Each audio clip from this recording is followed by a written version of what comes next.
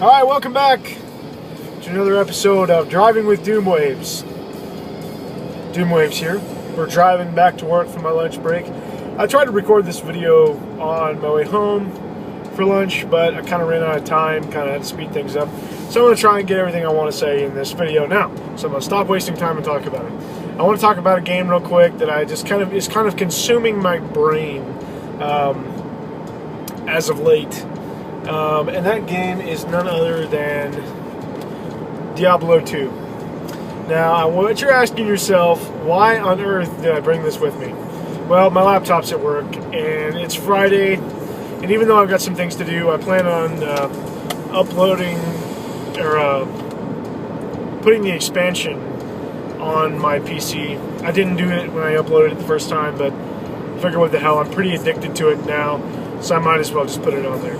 I don't know what was preventing me from playing this game before now. I really haven't been that big of a PC gamer in the past, save for some old school first-person shooters. But really, I've kind of avoided PC gaming for the most part, especially, you know, post-Doom. I really didn't play anything after that, other than Doom and Duke Nukem 3D, you know. Other than that, though, pretty much nothing. I don't know. I just don't know what I had. My thoughts were a lot more collected when I tried to record this before. It's just a really great hack and slash RPG that I'm spending so much time exploring. I can't believe how much time I'm expending exploring. Actually, it's kind of crazy. I'm using the auto map, of course, so the map is kind of in the background of you walking, which is really cool. And it works really well, and I find myself traveling from each nook and cranny of the map to try and make sure I don't miss anything, make sure I don't miss any chests, make sure I kill as many enemies as I can. And I'm juggling, I'm just kind of struggling right now with the inventory. My inventory gets full all the time, and I'm really just not sure of like the type of stuff that I need to hold on to and the type of stuff that I just need to, just drop and get rid of because it's junk, or if I need to keep it and go back to town and try and sell it for some gold or try to trade it for better armor and weapons. And I just find myself, just kind of, my stash box at the road camp is kind of full of just a few items that I want to keep a hold of that I'm not really sure if I really even need. For instance, I kept the trident that you get when you defeat like some boss, one of the boss type people in the graveyard. I don't know if anybody's done that. I think this is like kind of like a roguelike game in some ways, from what I understand. So some things are different for some people. But so I kept that trident, and I found a cool helmet that I've only seen one of thus far, so I kept that, and like an amulet and like a ring that I'm not sure what they do, and I'm not high enough level to use this stuff yet, so I'm just not sure if I should keep it or not. So I stuck it in my stash box at the road camp, for now. And I'm trying to get in the habit of leaving some gold in that box also for when I die and I end up back at the camp and I have nothing except whatever was in my inventory, which, for the most part is just healing potions and mana potions. Even though I don't use the mana potions that much, I haven't utilized many skills that use the mana potion just yet. Other than I'm a level 10 paladin. I don't know if I said that. I've used the pray potion, or the pray skill, a little bit, and it just kind of heals you and your party members. And it costs mana to use it. It just kind of keeps going. But for the most part, I tend to use offensive skills that don't take mana. And that's kind of what I've used so far, like thorns, and there's like a fire one too, which casts fire to things that are around you.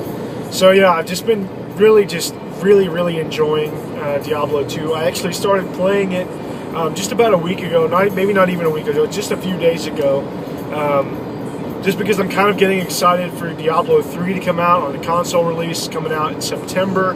I had mine pre-ordered for a little while now. Diablo's been a game that, I don't know, I've wanted to play it, but I've also been kind of freaked out by it. It's not as complex as some other MMOs and It's not as complex as, say, like StarCraft, which I've watched a bunch of videos of, and StarCraft looks like so much fun. I suck at it, so I kind of avoid it. But I think I'd like to track down a copy of StarCraft 64 for the N64 and see if I can get behind that. I'd also like to find, you know, a copy of Diablo 1 for the PlayStation, but it's kind of a cult classic, and it's kind of a sought-after game. So I think it goes for, you know, like $50 for a complete copy, which is probably merited because it's probably a pretty good game. Everyone that I've seen that has it, you know, really likes it, and yeah, so that makes more sense to me to buy it on the PlayStation than it does for the PC. I don't know why. I'll probably try to track down a PC copy of it too. But also, the reason I have this copy of Diablo 2 with me, it's actually not my copy, it's Haas's copy, and I'm going to try and upload it. Or I think if you register your copy of Diablo 2, this is what TGiapolis told me, if you register your copy of Diablo 2 on the Battle.net, you can actually download it on other machines, and your save file will also be attached to it, so you'll be able to play it on multiple machines. So that's cool. I'll be able to put it on my desktop computer, which is in the game room, and also leave it on my laptop for when I'm laying in bed, or like today I'm at work. I'm not playing, but you know, it's crossed my mind. I'm turning into my office really slow because I don't want the phone to fall off the dash here. But yeah. And also, another thing I wanted to talk about briefly is the fact that, you know, this game must have some crazy staying power because it is still available and, you know, full-on new retail release in a lot of stores. I know it's at my local Walmart. You can buy the Battle Chest edition, which is what I think this actually is, that comes with the Lord of Destruction expansion. I think this is actually, you know, the Battle Chest edition. You know, it's only $20 at Walmart, still brand new.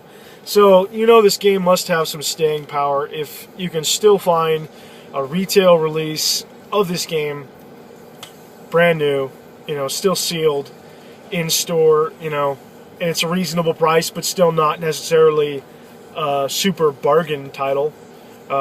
You know, it's $20, but you get a lot of content for $20. And after playing this game, probably close to, I don't know, I think it's been less than 10 hours, but I'm really not sure. You know, we'll say less than 10 hours, but I really don't know. I can definitely see how people get addicted to this game, and because I have fallen victim to the addiction myself, and this is the first type of game like this that I've played, you know, ever. I've played action RPGs, but man, I wasn't necessarily ready for how good this game is. So if you're interested in playing Diablo 2, definitely pick it up.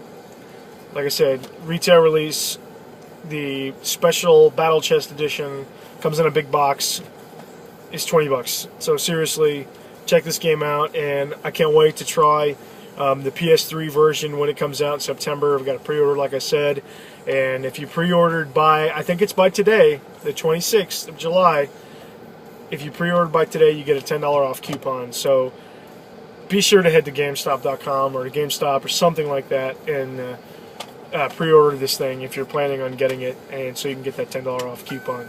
Anyway, guys, I want to thank you for watching. If you have thoughts on Diablo 3, be sure and leave it in the description box below. I'm Doomwaves. Doomwaves out.